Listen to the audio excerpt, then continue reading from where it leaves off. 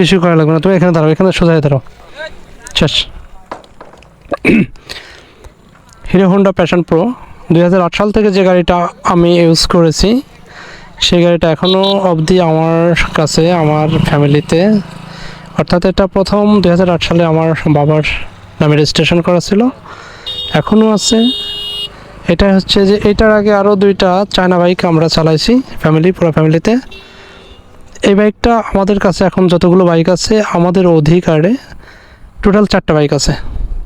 আমাদের অধিকারে 4টা বাইকের মধ্যে এই বাইকটা এখন পর্যন্ত সর্বোচ্চ পুরনো, সবচেয়ে বেশি পুরনো।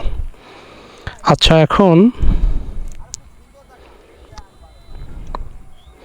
গাড়ির কথা, এটা কোনো রিভিউ না, আমি জানাতে চেয়েছি যে আমার অধিকারে কতগুলো গাড়ি আছে। 4টা গাড়ি আছে, তার মধ্যে এটা হচ্ছে পুরনো, এটার আগে আরও 2টা, 8 সালের আগে আরও 2টা চায়না বাইক চালিয়েছি।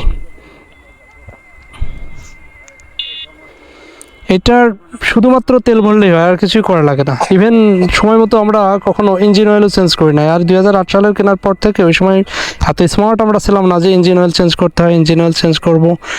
এটা জাস্ট বছরে 1 বছর বা 1.5 বছর পর পর একবার হয়তো ইঞ্জিন অয়েল চেঞ্জ করতো আমার আব্বা, আর শুধু তেল ভরতাম আর চালাতাম, আর কোনো ঝামেলা নেই। এখন পর্যন্ত স্টিলও চলতেছে ভালো।